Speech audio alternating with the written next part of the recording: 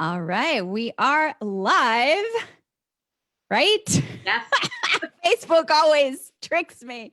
Yesterday or the day or earlier this week, I was doing a show with my dear friend Tiffany, and it said we were live, but we weren't live. And that was like, you start talking of beautiful things but we are live. And I am so just beautifully delighted to be here and this feels like a really, really special, very sacred conversation we're about to have. And there's a few reasons for that. And I'll get into more of this in other videos that I'll create. But there have been some really beautiful things emerging and through me in a very spiritual, conscious way. And so that coupled with this beautiful guest, Dr. Clarissa Yeager, is really lighting me up. And there's a very synchronistic reason I know this beautiful divine timing that the two of us are here together today. And this is Goddess Jam Sessions, and it's a weekly show that happens every Thursday now at 2 p.m. 2 p.m. Eastern, 11 a.m. Pacific. And I created this show because I wanted to create a space where goddesses could come together and talk about all the things, both from a very ethereal and also very grounded perspective. As you guys know, I'm all about aligning our inner drive with our divine wisdom. And so my intention is that in this space, we get to really elevate our consciousness together as a collective so that we can transform, take action, and create the space and the presence to bring in what's new and what's coming. And there's so many layers to this. So that's my intention overall for Goddess Jam Sessions. And every guest that I bring holds almost like a piece of the puzzle, a key to unlocking something in that space. So Clarissa, I am so delighted and honored that you're here with us today. I'd love it if you shared a little bit about who you are, what you do, and then what do you do and who you are? What I'm up to. Yes.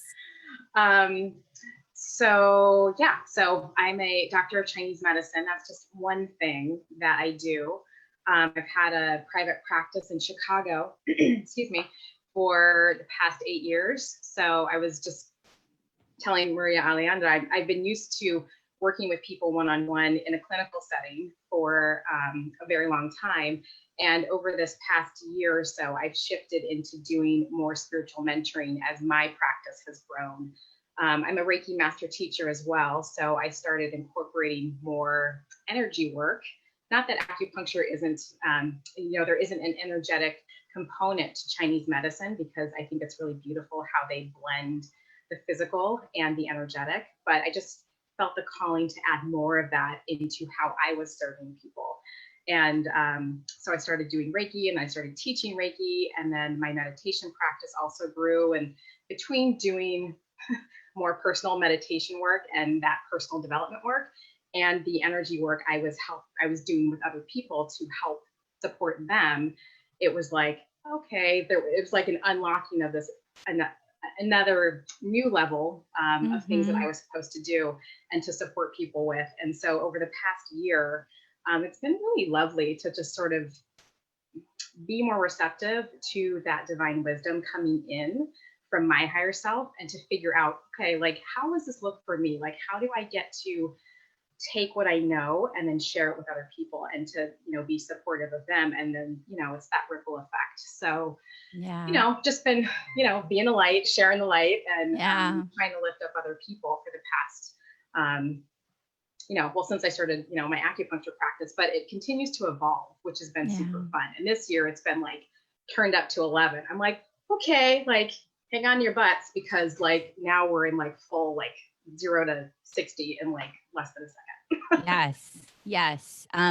Thank you for that. And I really honor the work that you do, what you create in the world. And, like, my intention here in this space, even of Rock Your Life, and what I do in general, is to really call in visionary women, to call the visionary woman forth in all of us. And you really exemplify that in that, creatrix energy of tapping in. And then, like you said, looking at, well, what does this look like for me? How does this fit into the scheme of what I'm already creating, how I get to shift, how I get to, so it's really what it's all about. And I love that you brought in this evolution piece. I think that'll be, definitely a core part of our conversation because we both resonate with that so deeply, especially now. So before we get into whatever is meant to come through, because we are just going to flow with this, I'm going to light a little Palo Santo. And then I would just encourage us to take a moment to encourage you, if you can, if you're able to close your eyes and just be in a space of just breathing and connecting, allowing anything from the day prior to this moment to wash away, anything that you're projecting into the future to slowly and gently dissolve so that you can come now into this space, this present moment, which is where your ultimate creative spark will always come from. And as I say, that creative spark, or this is actually new, but that creative spark happens sometimes in inspired action, and sometimes it happens in the sacred waiting and receiving. And to be open to both, that feminine creatrix energy and that masculine inspired action, more strategic energy is, I believe, the key for all of us visionary women to truly step into our power, our visibility, and whatever it is we're being called to create in this world. And Claritha, I'd love to invite you, if there's anything coming through right now for you as well, to share. Yeah. What I'm getting is that, it takes that level of self-trust to figure out when it is time to receive and when it is time to take that inspired action. And that the more we get to know ourselves and the more that we get to trust and love on ourselves, the easier it is going to be to understand when it is time to do one or the other. Yeah. Yeah. Thank you for that. And so let's kick off with this idea of, first, I'd love to get your sort of, your creatrix assessment, let's call it, of where we are right now in this moment, in this 9th month of the year.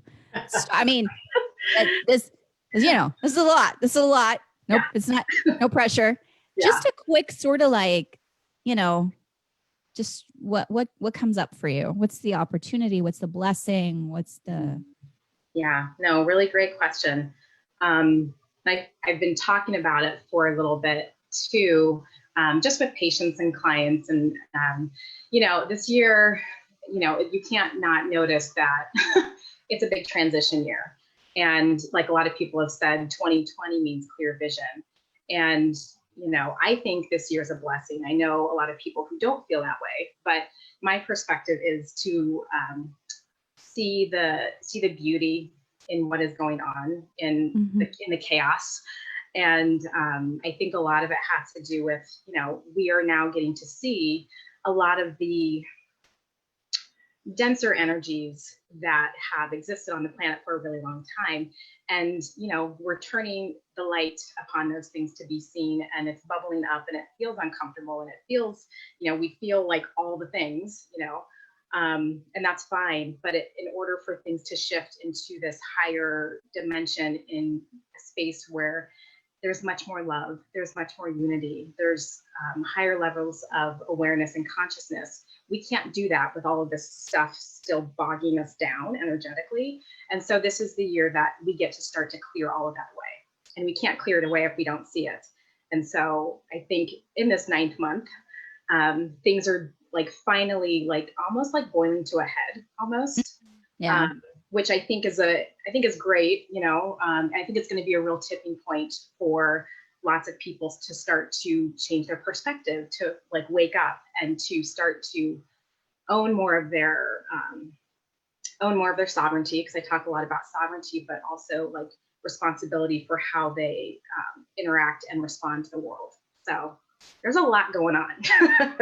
Yeah. I mean, yeah, needless to say, and thank you for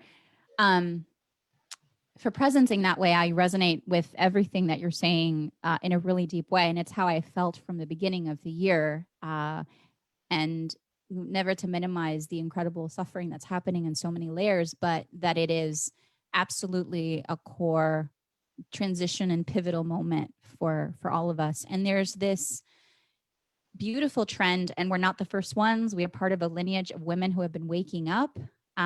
We get to keep that flame and that torch going, but there is certainly a really powerful recalibration point. And I think you even use that word. It's a word I use a lot. I think you use that word right before we hit record. Like it's we're in a space to, or maybe it was afterwards, but you said recalibrate. It's a word I use a lot. Recalibrate, recode. And one of the things that I've been, and I'm going to start speaking into because it's part of where I'm stretching myself and my connection with source and spirit and what I get to bring into the world, is what's coming through for me is these, I call them creatrix codes. It started as creatrix consciousness codes. And just calling it creatrix codes, and it's not something that belongs to me. It's something that's meant for all of us. But it felt like I'm being tapped. I'm being offered this, like the visual I got, one of the visuals of many. It's like this book laid in front of me. And it's like, if you open it, you can read from here and sort of translate it. And the people that are meant to hear from you will hear and will have their own, experience of it. So, and one of the creatrix codes as they're coming through, the first one, which I found really interesting, is this idea of the sacred waiting, which to me then ties into the womb aspect of the creatrix energy. And it's interesting because the waiting sometimes feels like contrary to what we're that leaning in energy that we all want to have, that sort of leaping into action. But it felt to me, this version of it, that much more powerful. And what I keep hearing very clearly is this invitation to create and wait. Mm-hmm. And so I'd love to hear, from everything that I just said, like what you pick up from it and what you feel resonates with what you've also been receiving. Yeah, that's awesome. Yeah, that's like so perfect for today, because I think, as I was sharing with you before we jumped on Facebook, that I had such a beautiful meditation this morning where I sat down and, I like to go like do things during my meditation. It's like, I want to go like search for the answers and, do that action, like an action inspired meditation. And my guides were just like, wait. And it was like, today you just received, that's it. And so I sat there for 20 minutes and it was just this really immense and deep feeling of bliss that came over me. Mm-hmm. And I was like, everybody should feel this way at some point, if not every day. And it was very much, they're like, you do too much. Like 90% of what you're doing right now is the doing. You need to, they were like, trying to knock me over the head, but say, to be more in that divine, feminine, receptive state of beingness. And that very much resonates with that sacral plexus, the sacral chakra energy. And, going back to the question that you asked me about where we are right now in this course of 2020. And I think a lot of it is in this like pregnant pause of just waiting for. And the fact that it is the 9th month. There's something very symbolic there about it too. Yeah. And the number 9 is a completion number too, if you're looking at numerology. And so it's just kind of like this very pregnant pause of like, just like, there's not a lot for you to do right now, whether it's personal development work or looking for a job or, wanting to like, voice your truth. I think the energy right now, especially starting at the equinox, actually on Tuesday, it was just more of this, like, just be in this receptive state. And there's not a lot to do. It's just like, again, going back to that word recalibration that you used earlier, it's just a time for receptivity and recalibration. Yeah. And I think one of the reasons why there's this calling to wait and this pause, and again, it happened very viscerally to me also in a meditation where it was literally my guides were like, I just asked like, okay, so what will you have me know? I was no, I know the sort of like, okay, give me some information on this. I was like, okay, no just open. I was actually in the bath. It was like very, just incredibly like powerful connected moment. And all I heard was wait, like all caps, just wait. And I was like, um, okay, how long? And I got actually clear direction. Like in that moment, it was like, wait for 7 days. And what that meant, sort of the parameters around that, which again is for me. And my intention with sharing this and my intention with asking Claritha to share this isn't so that anybody, you don't have to follow what we're saying. It's so that you can glimpse into the access and the portal that you have within you to access this information for yourself. Like that's really, I think, what it comes down to. So I heard that. I heard 7 days, and it was basically like, just create the space. And I did, and I followed it. And every time I was going to like engage in something that felt like it was new, it was like, follow through on any commitments you have, but don't engage in anything new. Okay. So anytime I would pull myself back a little bit and be in that sacred space of holding myself and just, okay, I get to wait. I get to wait. And the reason why I think we're being called is to wait and pause is because the way we're being called to operate from this point forward is radically different. And as we've heard many times, and I really want this to sink in because it feels so important and vital, that we absolutely cannot create what's next based on what we already know. It must be birthed completely new. It's not a puzzle that we gotta like re-puzzle here and there. It's not something that you're working on something and you like erase it and you just write again. If it's a completely new, we're being offered, what I'm hearing is a completely new spiritual technology and actual like action-based technology that's coming through. So unless you wait and pause, and that doesn't mean sitting on the couch just eating chocolate chip cookies, because life is happening and we get to be very grounded in the experience as well. So that I want to make that clear.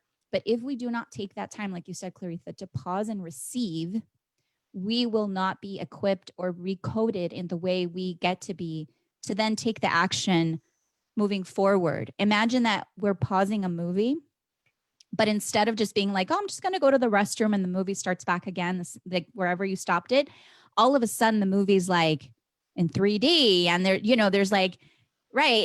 It's not pausing to just like take a break. It's pausing for something new to come through. Do you know what I mean? Does that lands, right? Yeah. I know. I feel it. I feel it. You're like, I'm laughing because that's almost like the exact conversation I had with one of my clients this morning. And because she's in the space of creating things, and there's a little bit of fear of like not knowing what you're stepping into next. And I was like, this is fine. Like, don't let people freak you out about like what you're doing right now doesn't look like what we've known, as far as like looking for a new job and worrying about your 401k and like trying to get a job that you don't love and things like that. And it's more of like, this is the time to pause and to gather all of the wisdom that you've learned so far, the wisdom that's going to serve you, and to use your word, and to create the next thing that you get to step into, because it doesn't look like what it looked like in the past. And you use the word puzzle, which I was laughing because I was using the analogy, like you can't fit a square peg in a round hole. Whatever shape you are, you get to create the shape that goes into and fits perfectly in for you. Yes. Yeah. Yes. And yeah, and again, it's that piece of, and boy, is it scary. That's the other thing. It's like, oh, even when you're saying that, and I can understand it, I have these conversations too. And of course it happens to me. Life is happening. There's mortgages and there's children and there's, businesses to run. And so life is happening and it's very scary. And again, it sounds very counterintuitive to be in the space of waiting and surrendering and receiving and pausing. And it requires this massive, like ninja skill level of trust. And again, it's something that I know in my system, we're being called to birth a new level of courage and trust. And the way we build all of this is through moving through situations that will absolutely test us. And so that piece of, how do you just sit and acknowledge your wisdom, receive what's next, takes so much trust and takes so many moments of like this whole idea of calling forth, source, spirit, God, your connection, your higher self. And, just basically like, okay, show me I'm being held. Like, show me that things are happening around me in a way that supports this moment of me awakening into a new self, remembering the new, getting recoded and getting like, which is all stuff that happens behind the scenes. And again, unless we pause and really just listen, I don't think we miss anything, because this isn't about a scarcity thing of like, oh, well, if you don't meditate, you're going to miss the boat. No. It's trust in your divine timing. And also trust that if you are calling it forth, if you are calling forth for a deeper connection with a higher consciousness and whatever that means for you, you gotta step into it. You gotta create the space to receive it. Yeah. It's all about aligning with, doing the things that align with you, that make you feel, that give you that feedback of trusting yourself. And it starts with the small things, and it's like, whether it's, super small, like, trusting yourself that you're going to make something delicious for yourself versus like, go out and grab some fast food, because that's nourishing to you, that's going to feel good. So getting the wisdom, taking that inspired action and just doing that, not constant, well, maybe constantly. Yeah. But I was going to say, when you said that, it's like, it's moment by moment. It's moment by moment. It's like, it's happening all the time, choice by choice, moment by moment. Because I think one of the other things that we're getting, there's a really important piece here about not having that idea of like, oh, and there's that cliche of don't focus on the destination, like focus on the journey. But you know what? We say these things, and unless it's like embodied, it's just, it's a phrase. It's like empty words. So there's an opportunity here to know, like, no shit. This is moment by moment, moment by moment. There's no point where you're going to be like, okay, it's all set. Done. Yeah, that's it. Got it. I got the great. Yeah. I mean, there are, and what I've noticed too, and I'd love to hear if this is your experience, Claritha, is when I go through stretches of like moments when I feel like I'm getting stretched spiritually, right? And it's a combination of things that are happening in my present reality, things that are happening, that are coming up subconsciously, whatever. When I emerge from that space, there's like this organic sense of like, that's done. It is so. Do you know what I mean? Yeah, totally. How does that show up for you? It's not like this, ta-da, like, yes, you've arrived at the next level. Welcome. It's like, there's no neon lights. It's just kind of like this. It's quiet. It's quiet. It's like, oh, hello. Hi. Okay. Yeah. It's just a really subtle knowingness. And I think that's the thing too, that I really like, that's really solidified in my like cognitive understanding, but like energetic understanding, is that like the way to truly learn something is to go through the experience. Yes. And we think different experiences are going to net us a certain result.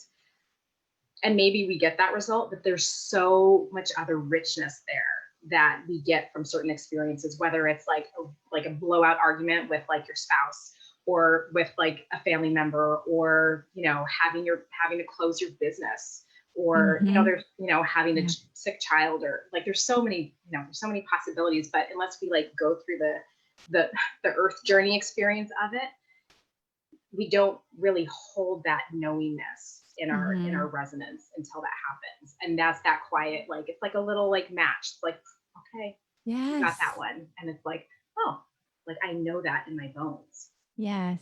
Yeah. Yes. I'd love to hear, you mentioned a meditation. So what are some of the other spiritual practices, rituals that you hold yourself, that you recommend to your clients and your students to keep this, the easy things that we can create day by day, moment by moment, to keep us in that space of openness and connection? Yeah, meditation's my go-to. And whatever that looks like for you, whether it's like a walk, some people like walk and meditate. Some people lie in bed, and they meditate. Some people sit in like, different mudras. So whatever that looks like. Also, I think that spending time in nature is huge. Yeah. And you know, whether you live in a big city, like I live in Chicago, so there's not like a ton of places for me to like walk around barefoot around my condo. Yeah. But like grounding, just spending time out in the sun, I think is just so nourishing, because I don't think we fully understand the benefit that we get from breathing fresh air, being in the sunshine, and like listening to the leaves through the trees. Like that, those are like my favorite things. So being in nature. I'm a big, moon cycle. So like setting your intentions with, the new moon, and, letting things go with the full moon and that type of thing. Putting my crystals out. I'm a big crystal lover. So finding your crystal allies, and whether the properties of different crystals, or if you just resonate because something looks beautiful, then there's a relationship there that you guys have to share with each other. So it's a combination of a lot of different things. I'm really big on self-care. Sleep is like my jam. I think sleep is so important. I also do a lot of work in my dream time. So that's always been something really important to me. But just kind of giving back to yourself, and whether it's a bath, whether it's a massage, doing those, we can do all the spiritual things, but we can't overlook the fact that we are these spiritual beings in a physical body. So it's like we have to take care of our vessel too. So doing those things that make you feel in your body, but also like healthy and loving towards your body, because there's so much narrative against that in the current climate. So yeah, those are some of my go-tos. Yeah. Tell me a little bit. We're going to shift here as we start to wrap up and bring this home, which, this is one of those that it feels so like, let's just stay here for a lot longer. Like in your meditation today, let's just stay here a lot longer. Tell me a little bit about your thoughts and your intuitive feeling about the rise of the divine feminine in harmony and synchronicity with the divine masculine. Yeah. I mean, I think we've seen such a big wave of that this year already. And I think that the majority of the women that I talk to, whether they know it or not, like it is bubbling up within them. And it's like this energy, it's almost just like light energy that they can't contain. And whether they're like talking about the divine feminine or not, it's just kind of like they're embodying it more. And it's really beautiful to see, especially for people that like I would say like it's probably not their jam, like talking about these types of things, but even seeing it in like more like what I would say like a more masculine feminine, it's just like oozing out of everybody right now, which is super exciting to see. And I think it's in its softness and in its just beingness, it's not like something that has to be forced. I think it's going to continue, and it's going to be, because it's been so unbalanced for so long. And I think it's just going to be a beautiful continuation of that, like sort of spilling over and almost like soothing the divine masculine, and not in a patronizing way, but like in a way that like it's okay for the divine feminine to be strong at certain points, and the divine masculine can also be vulnerable. So it's going to be balanced in all the things. And I really feel like, the last part,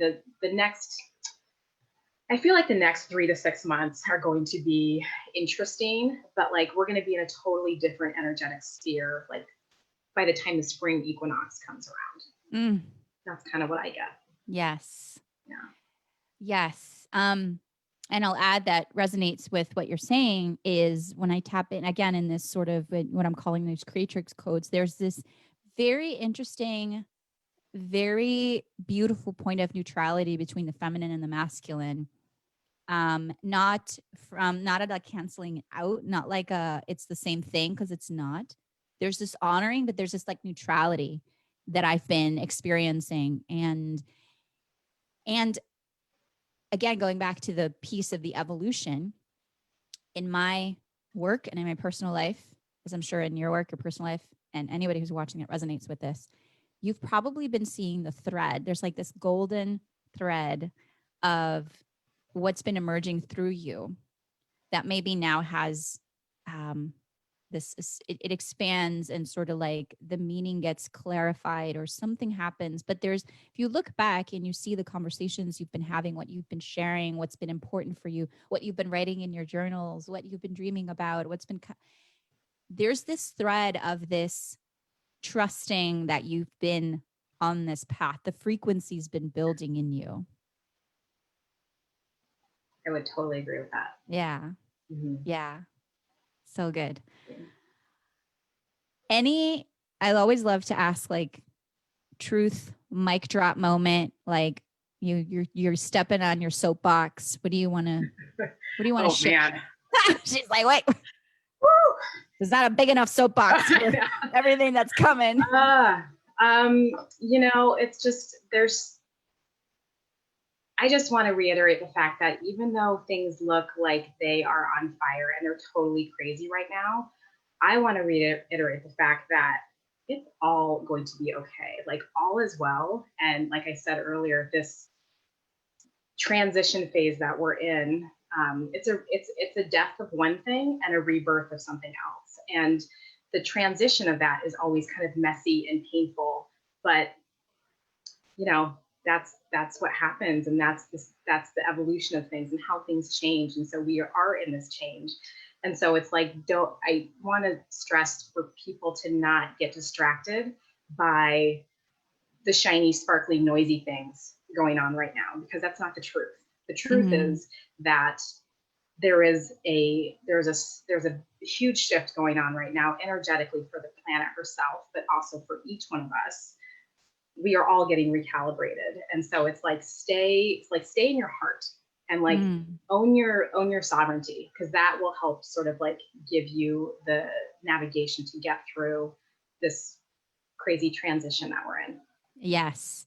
And to go back to our womb 9-month, like, okay, so it's time to birth the baby. Yep. You know what's coming.